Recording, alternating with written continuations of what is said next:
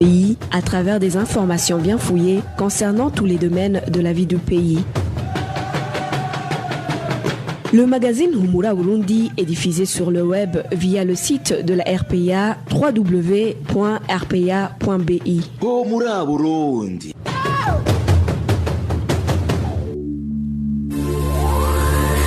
À la présentation, Janvier Ninina Hazgue. Vous êtes les bienvenus, chers auditeurs, au magazine Humura Burundi de ce samedi 21 mars 2020. Et sans trop tarder, passons immédiatement au titre du magazine.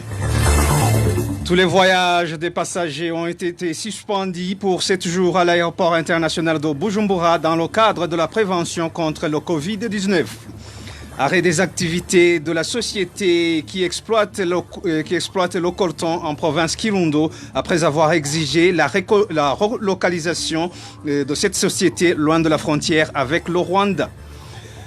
Dans le mini-magazine au cœur de la société, nous reviendrons justement sur la prévention du coronavirus au Burundi. Le développement des titres, c'est dans quelques instants.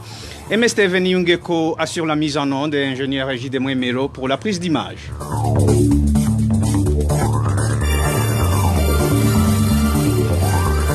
Encore une fois, bienvenue. Suspension de tous les voyages des passagers à l'aéroport international de Bujumbura, dit Melchior Ndadaye, pendant une période de 7 jours. Mesures prises par le ministère de la Sécurité publique dans le but de la prévention et la propagation du coronavirus dans le pays. Dans son communiqué rendu public ce 20 mars, le ministre Alain Guillaume Bunyoni fait savoir que cette mesure n'est pas applicable pour le transport aérien des marchandises. Dans l'entretemps, les Burundais ne devraient pas s'inquiéter car la pandémie du coronavirus n'affectera en aucune façon les finances du pays. Propos tenus ce vendredi par le porte-parole de l'Office burundais des recettes OBR en sigle, lors d'une conférence publique animée par les porte-paroles de différentes institutions du pays en province Cibitoke. Pour Stanley Ngendakumana, l'économie du pays ne s'est jamais portée aussi bien qu'en son moment. Suivez. En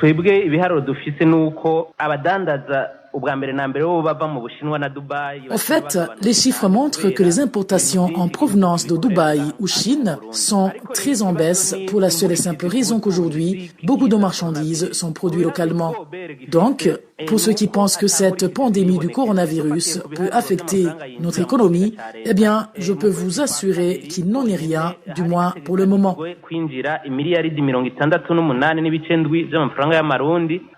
Si l'on essaie de voir les prévisions budgétaires, l'on prévoyait de faire entrer dans le seul mois de février 68,7 milliards de francs burundais, mais nous avons largement dépassé cette prévision jusqu'à 70,6 milliards. Pour ce qui est du mois de mars, des 99,15 milliards que l'on prévoit, on a déjà collecté 56,3 milliards jusqu'au 19 soir. Ceci pour vous dire que les recettes de ce mois vont beaucoup accroître grâce aux impôts locatifs qui doivent être payés avant la fin de ce mois, sans parler d'autres impôts.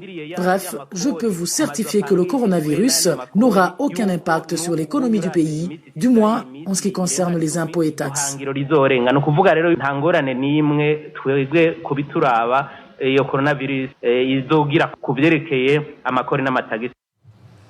Stanley Ngendakumana, porte-parole de l'OBR, a été repris en français par notre consoeur Josiane Muzaneza. Une courte pause, puis on continue.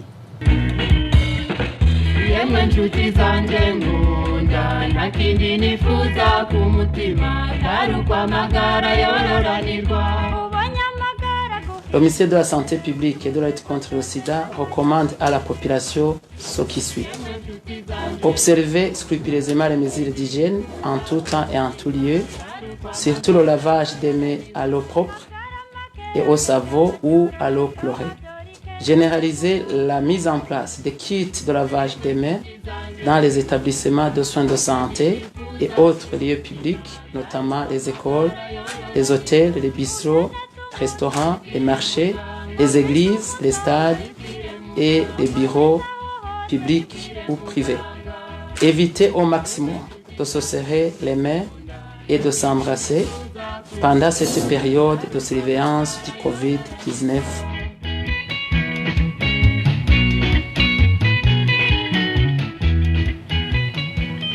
Page politique à présent. La Commission électorale nationale indépendante CENI a organisé hier vendredi une rencontre avec les candidats aux prochaines élections. Entre autres points à l'ordre du jour, figurait la question des mandataires de différents candidats et partis politiques. Le commissaire Jean-Anastase Hichuburundi signale que les dossiers doivent être déposés au moins 20 jours avant la date des élections. Écoutez, Jean-Anastase Hichuburundi, il est commissaire en charge des opérations au sein de la CENI. Les mandataires sont munis de cartes d'accréditation délivrées par la Commission électorale provinciale indépendante au moins 48 heures avant les scrutins.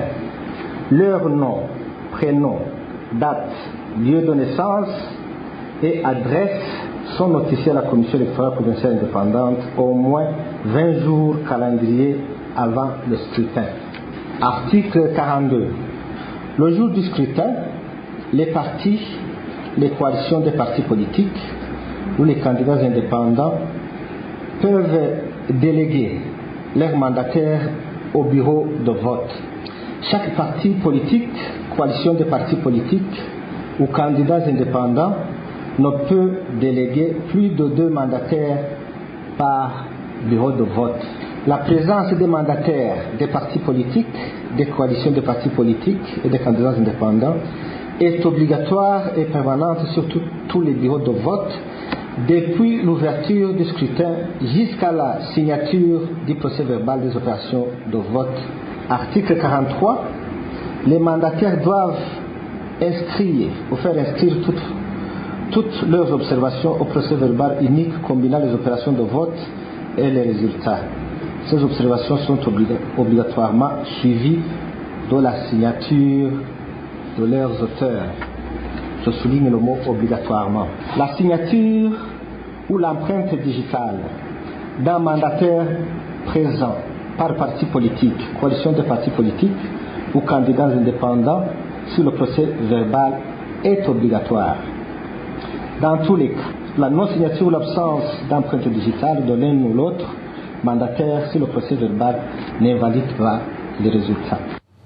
C'était Jean-Anastase Hichuburundi, commissaire en charge des opérations au sein de la CENI. De son côté, le président du parti CNL qui participait à cette rencontre n'a pas manqué d'afficher ses inquiétudes liées aux probables tricheries. Des tricheries, selon lui, qui ont débuté avec l'enrôlement. Suivez à ce propos Agathon Gwassa, président du parti CNL. Vous savez bien que l'enrôlement a été caractérisé par des irrégularités. Certains administrateurs ont distribué des cartes nationales d'identité en désordre. Certaines personnes en ont reçu plusieurs et par conséquent se sont fait enrôler jusqu'à 5 fois. Et selon les informations que nous détenons, ces gens qui ont plusieurs identités s'arrangeront pour voter autant de fois que le nombre de cartes d'identité qu'ils possèdent. Il serait prévu qu'ils entrent dans les bureaux de vote avec plusieurs bulletins de vote dans leur poche. Ici alors, nous aimerions demander que le jour de vote, on procède au checking pour se rassurer que l'électeur n'entre dans le bureau de vote qu'avec sa carte d'identité et sa carte d'électeur. Ça pourrait nous permettre de limiter les dégâts car ce ne sont pas des mensonges, des cartes d'identité ont été frauduleusement distribuées. Partant, le parti au pouvoir se prépare déjà pour la mise en place des stratégies visant à truquer le comptage des voix pour les élections de 2020. L'exemple en date est celui d'une réunion tenue ce vendredi à Kadjaga, en zone Rukaramu, dirigée par le responsable du parti CNDD-FDD en province Bujumbura. Plus de détails avec Emmanuel Nyungeko. Cette réunion de préparation d'un plan a eu lieu au sein de la permanence du parti CNDD-FDD en commune Mutimbuzi, Siza Kajaga, en zone Rukaramu. Étaient conviés dans cette réunion les chefs de colline, membres du parti CNDD-FDD, ainsi que les chefs de zone du ressort de la commune Mutimbuzi, à savoir Gatumba, Rukaramu et Maramvia. Selon nos sources, parmi les participants, cette réunion était dirigée par Emmanuel Nheshimana, secrétaire du parti CNDD-FDD en province Bujumbura. Il était accompagné par Élisée Nindolera, secrétaire du parti au pouvoir en commune Mutimbuzi, et son vice Jean-Paul Ndikumana, qui est également directeur du lycée communal Mutimbuzi. Le rapporteur de la réunion était Leonidas Nibigira, chef de zone Rukaramu, en même temps secrétaire du bureau du parti en commune Mutimbuzi. Les participants révèlent que la réunion avait pour objet d'étudier les stratégies à mettre en place pour que le parti CNDD-FDD gagne le maximum de voix en commune Mutimbuzi et dans toute la province de Bujumbura. Ainsi, la première stratégie sera de provoquer un désordre sur les bureaux de vote pour l'attribuer au parti CNL. À ce moment, les mandataires du parti d'Agatongwasa seront sommés de sortir des bureaux pour que ceux du CNDD-FDD puissent passer au bourrage d'urnes. Dans la foulée, le secrétaire provincial du parti au pouvoir a profité de cette occasion pour demander réveiller tôt pour aller voter afin d'échapper à ce désordre. L'autre stratégie consistera à surveiller jalousement les mandataires des partis de l'opposition pour explorer tous les moyens de triquer le scrutin. La dernière stratégie arrêtée est celle de tarder le comptage des voix jusque tard la nuit. À ce moment, le courant de la régie des eaux sera coupé et ainsi profiter de l'obscurité pour procéder au bourrage d'urnes. Par ailleurs, des cartes à mettre dans les urnes pour le compte du CNDD-FDD seront déjà préparées à l'avance, ont conclu les participants à cette réunion. Le secrétaire du parti en province Bujumbura a tranquillisé ceux qui ont répondu présents à cette réunion que cette dernière stratégie doit obligatoirement réussir, arguant que même les présidents des commissions électorales communales indépendantes de toutes les communes de Bujumbura en sont déjà avertis. Contacté à 2 reprises, Emmanuel Nkeshimana, secrétaire du parti CNDD-FDD en province Bujumbura, son téléphone est sonné sans que personne ne décroche. Merci à Emmanuel Niyungeko. Dans les divisions éclatées au sein du parti CNDD-FDD dans la province Bubanza, après la nomination du candidat de ce parti dans les présidentielles, la rédaction de la RPA va revenir sur les menaces faites contre ce qui était pour Pascal Nyabenda au poste du président de la République. Certains ont été condamnés à des chicottes, les autres sont obligés de payer des amendes pour se racheter au sein du parti. Le point avec Walter Kwidzer. Un groupe de gens qui se prétendent héritiers ou légitimes font ces derniers temps la pluie et le bon temps en province Bubanza. Ils sèment la terreur et ne respectent rien ni personne. Selon nos sources, ce groupe serait financé par des données d'Amouawe Nimana, un homme d'affaires membre du parti CNDD-FDD.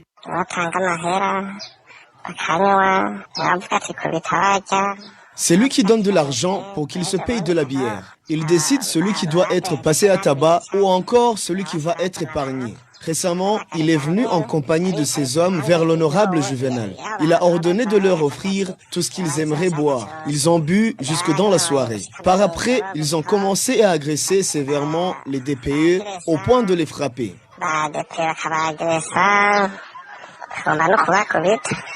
Pour maintenir une pression sur tous ceux avec qui ils ne sont pas en bon terme, pour suivre nos sources, des Imbonerakure ont été choisis en fonction de leur virulence pour garder un œil sur eux. On ne sait pas vraiment quelle attitude prendre face à la présente situation. Ce climat d'hostilité entre les Bagumiawanga est très inquiétant. Si tu veux partager un verre avec un ami, des Imbonerakure se pointent immédiatement. La première victime de ces chicaneries est le chef des Imbonerakure en province de Bubanza. Depuis la nomination d'Evariste Ndayishimiye comme candidat du CNDD-FDD, on l'a privé de son véhicule, sans parler de son chauffeur qui a été torturé. Le chauffeur de méthode Wimana, chef des Imbonerakure, est arrivé en provenance de Gitega pour remettre le véhicule. Il était en compagnie de Bahati, Marcel et Méthode. À leur arrivée, le chauffeur a été signifié qu'il était viré et il est parti. Arrivé à Matongue, le chef de zone lui a dit qu'il doit essuyer 150 coups de bâton pour avoir conduit Méthode, qui est fidèle à qu'il a porté des vêtements pour femmes afin de se déguiser et il a par la suite fui vers Bujumbura. Ce climat malsain fait que certains Bagumiabanga ne cessent d'être incessamment convoqués dans la permanence du parti CNDD-FDD où ils rentrent moyennant paiement d'une amende. Notre source révèle qu'une astuce vient d'être trouvée pour d'ailleurs les écarter définitivement de ce parti. Il s'agit, conclut notre source, de les faire passer pour des membres du CNL comme ce fut le cas des élèves du lycée technique de Bubanza. Merci à Walter Cuisera. À ce propos, Pascal Nyabenda, président de l'Assemblée nationale, semble être au courant de ces fissures au sein de son parti. Lors de la descente qu'il a effectuée dans sa province natale en mi-février, Pascal Nyabenda a demandé aux responsables du parti au niveau provincial de ne rien négliger en ce qui est grogne des membres du parti. Il a également tenu à leur dire que les chicaneries qui minent le parti n'avaient pas raison d'être. Écoutez Pascal Nyabenda.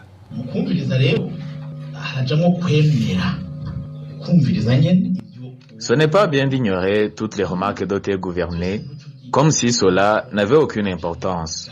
Pourquoi vouloir toujours faire croire que tout est rose alors qu'il n'en est rien?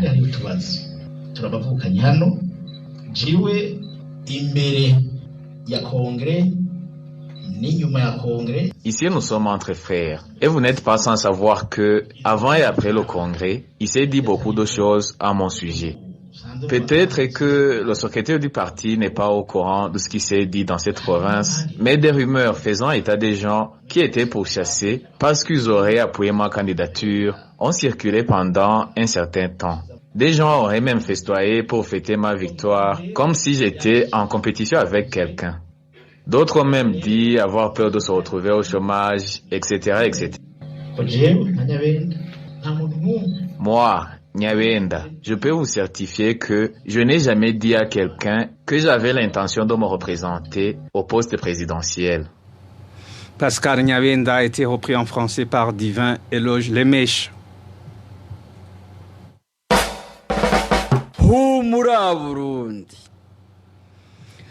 L'incompétence de la grande majorité des titulaires des centres de santé du district sanitaire de Rutana serait un des principaux facteurs du mauvais fonctionnement des activités de ces centres de santé. Le personnel ainsi que les patients qui fréquentent ces structures sanitaires demandent aux autorités du ministère de la Santé publique de donner des responsabilités en fonction du mérite et non d'appartenance politique. Le point avec Onésime Dushimagidze. Être à la tête des autres au poste de responsabilité, ça demande du courage, mais aussi d'une certaine compétence, du moins à niveau d'études égal ou supérieur à celui de ses subalternes. Les raisons du mauvais fonctionnement des activités de la plupart des centres de santé du district sanitaire de Rutana, comme l'indiquent certains membres du personnel, seraient l'incompétence de la grande majorité des titulaires de ces centres de santé. Cet infirmier indique que quand on est responsable de plus de 5 personnes et que toutes ces personnes ont un niveau d'études supérieur à celui de leurs responsables, ce dernier développe un complexe d'infériorité. Il affirme que c'est ce même complexe d'infériorité qui caractérise la plupart des titulaires des centres de santé du district sanitaire de Rutana. Il ajoute que ces titulaires ont un niveau d'études A3, alors que la majorité de leurs subalternes ont un niveau d'études A2 et plus. Ce qui fait que, en plus du complexe d'infériorité, ces titulaires n'ont pas assez de compétences pour remplir leurs responsabilités. Le clientélisme et le favoritisme qui caractérisent certains décideurs membres du parti au pouvoir seraient entre autres les facteurs du mauvais choix des responsables de ces centres de santé.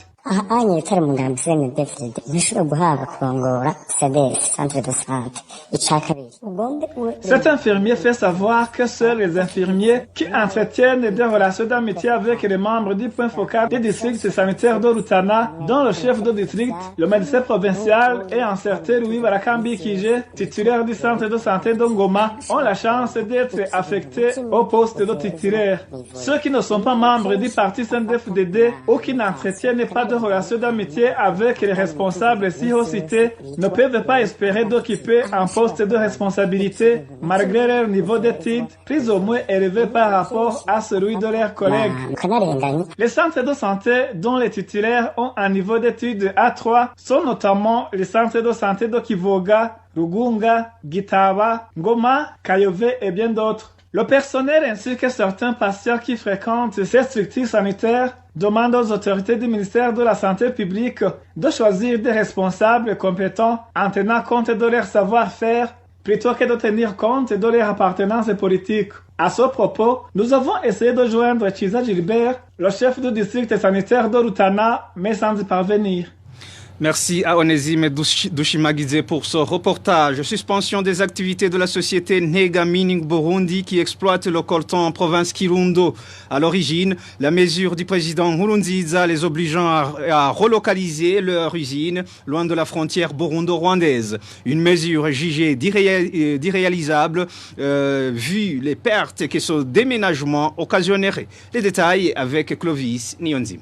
Les activités de la société Nega Mining Burundi n'auront duré que le temps de la rosée. 16 jours seulement après son inauguration par le président Pierre Nkurunziza, cette entreprise qui exploitait le coltan et d'autres minéraux suspend tous ses travaux. Selon nos sources à Nega, le président Pierre Nkurunziza a exigé que l'usine de cette société soit délocalisée le plus loin de la frontière burundo-rwandaise et ce pour des raisons de sécurité. Une justification qui n'a pas du tout convaincu les actionnaires. Pour eux, toutes les conditions de viabilité de cette usine ont été minutieusement prises en considération. Des études ont même été commanditées avant qu'ils n'entreprennent les travaux. Un des actionnaires qui s'est confié à la RPA, mais qui a voulu garder l'anonymat, fait savoir que leur demander de relocaliser leur usine revient carrément à leur demander de mettre la clé sous la porte, et ce pour diverses raisons. Premièrement, révèle notre source, le choix de ce site a été motivé par la concentration élevée du coltan, la suffisance de l'eau ainsi que la praticabilité de la route qui va du site d'extraction à l'usine. Acculé, poursuit notre source, les responsables de cette société ont tenu une réunion ce vendredi, réunion à l'issue de laquelle il a été décidé de suspendre toutes les activités pendant 2 mois, un temps que ces derniers espèrent suffisant pour trouver un arrangement, à défaut de convaincre le gouvernement de Gitega, vu que résilier le contrat ne sera pas dans leurs moyens étant donné qu'ils ne pourront même pas trouver de quoi payer les indemnités de toutes les personnes expropriées. La situation se présente ainsi alors que le gouvernement, à travers son ministre de l'Hydraulique, de l'Énergie et des Mines, comme Maniakiza, avait promis un soutien total à cette société qui devrait exploiter 460 293 tonnes de coltan et de minéraux associés dans 3 communes, à savoir Nega, Vumbi et Marangara, pendant 12 ans. Un projet qui devrait se faire sur au moins 31 390 hectares. Merci à Clovis Nyonzima. On s'excuse, chers auditeurs, pour le mini-magazine au cœur de la société qui n'a pas été disponible. Mais avant de clore ce magazine, nous aimerions revenir sur le procès en rapport avec l'assassinat du président Melchior Ndadaye pour un petit rectificatif. Le dit procès a été reporté en date du 26 mars courant pour dire jeudi de la semaine prochaine et non le 26 avril comme annoncé dans notre édition précédente. Et c'est par ici, amis chers auditeurs et auditrices, que prend fin son magazine Humura Burundi de ce samedi 21 mars 2020. Merci pour votre aimable écoute. Merci à toute l'équipe de la rédaction pour la collecte et le traitement de toutes ces infos. Merci à MST Veniungeko et à ingénieur Ejide Mwemero pour la bonne collaboration technique. À la présentation, vous étiez avec Janvier Ninina Hazwe. Excellent week-end.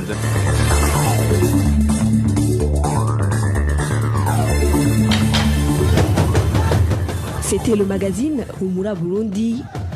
Un magazine campant pour relier les Burundais en exil et ceux toujours au pays à travers une information de qualité.